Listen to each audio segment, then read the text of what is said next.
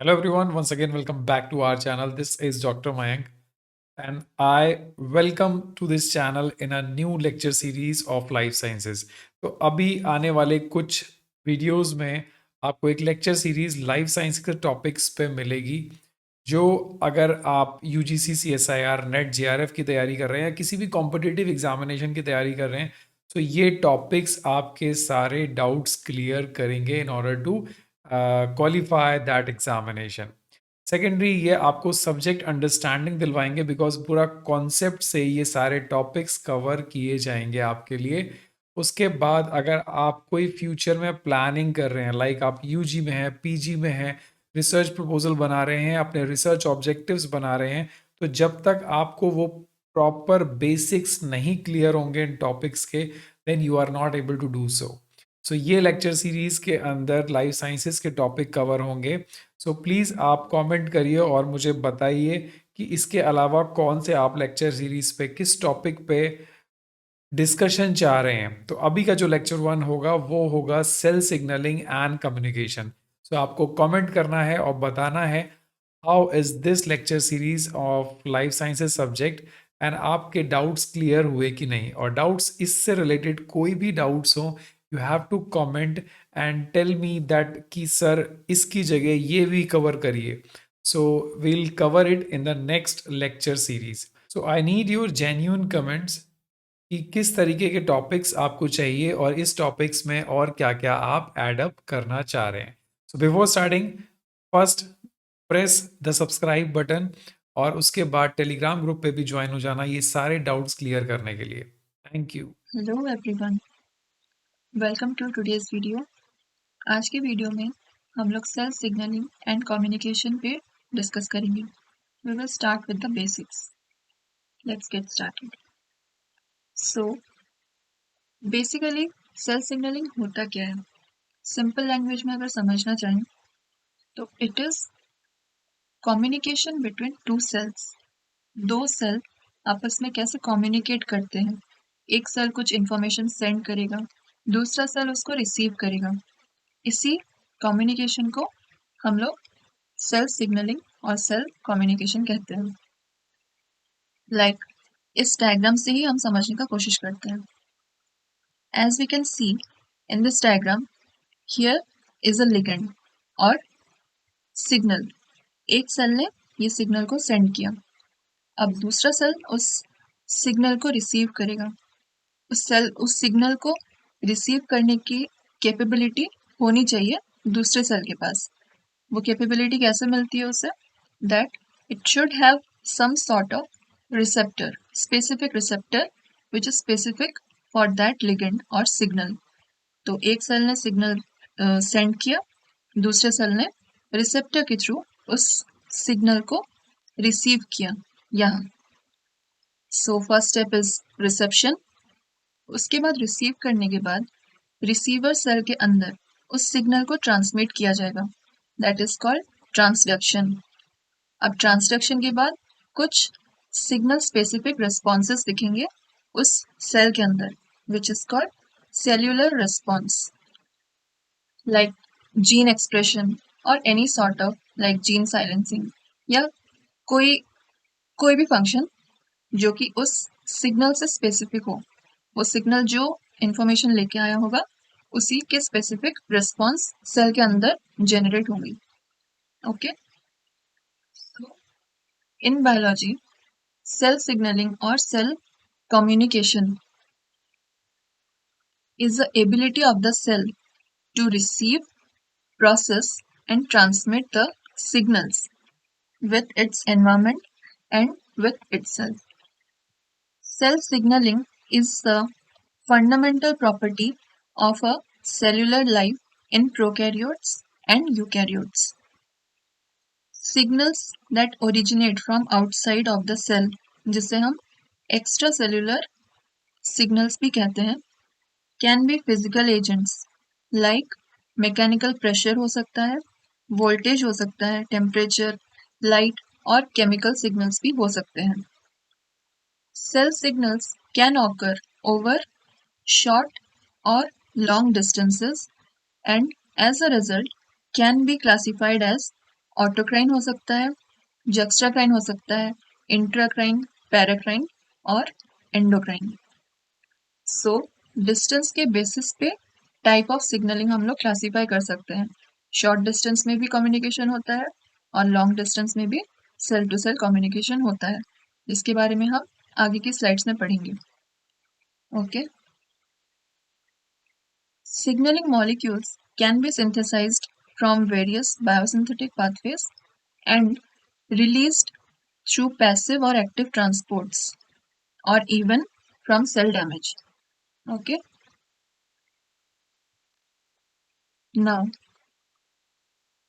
let's see about the basics कि cell signaling कैसे work करता है, how the cell signaling works. In order to respond to changes in their immediate environment, cell must be able to receive and process the signals that originate outside the border. कोई भी environment, cell के environment में कोई भी अगर changes generate हो रहे हैं, उस चेंज को सेंस करने के लिए फर्स्ट ऑफ ऑल सेल को कुछ सिग्नल्स रिसीव करने होंगे, या तो वो रिसीव करेगा या फिर कुछ सिग्नल्स सेंड करेगा। ये दोनों चीज ही इंपॉर्टेंट है। Second is individual cells often receive many signals simultaneously and then they then integrate the information they receive into a unified action plan. बहुत सारे टाइप्स के सिग्नल रिसीव करता है एक सेल, बहुत टाइप के सिग्नल्स आते हैं, लिगेंड्स आते हैं। अब वो सारे अलग डिफरेंट टाइप्स ऑफ सिग्नल्स को रिसीव किया जाएगा, फिर ट्रांसमिट किया जाएगा सेल के अंदर, और उसके अकॉर्डिंग सिग्नल के बेसिस पे स्पेसिफिक रिस्पॉन्सेस जनरेट होंगे सेल के अंदर। But cells are not just targets, they also send out messages to other cells both near and far. सिर्फ सिग्नल रिसीव ही नहीं करता, सेल सिग्नल भेज भी सकता है, रिसीव भी कर सकता है from near as well as from far cells also.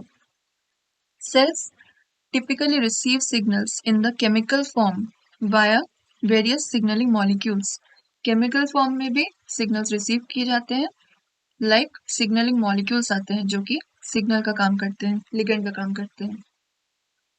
When a signaling molecule joins with an appropriate receptor on the cell surface, this binding triggers a chain of events that not only carries the signals to the cell interior but also amplifies it.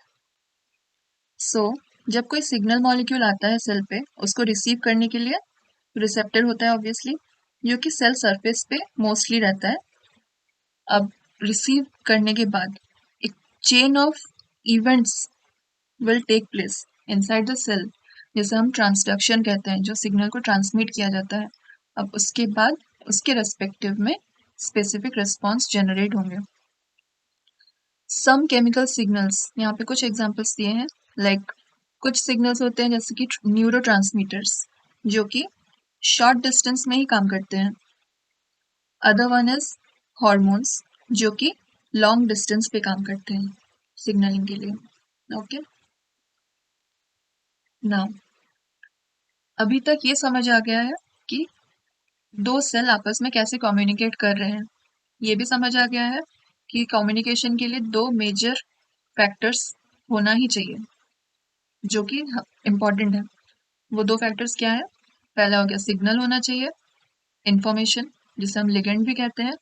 दूसरा हो गया उस signal को receive करने के लिए एक specific receptor. So these are the two main players of cell communication और cell signalling, ligand and receptor.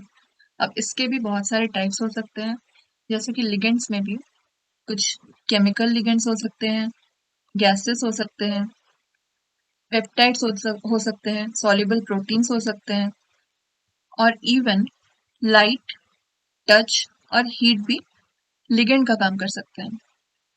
Okay, अब टाइप्स ऑफ रिसेप्टर में ब्रॉडली दो कैटेगरी है। पहला हो गया सेल सरफेस रिसेप्टर, जो हमने फर्स्ट स्लाइड में डायग्राम में देखा था, जो कि सेल के मेम्ब्रेन में मोस्टली प्रेजेंट रहते हैं ट्रांस मेम्ब्रेन प्रोटीन की तरह। उसे कहते हैं सेल सरफेस रिसेप्टर, जिसके बारे में हम आगे की स्लाइड्स में और डिटेल में पढ़ेंगे।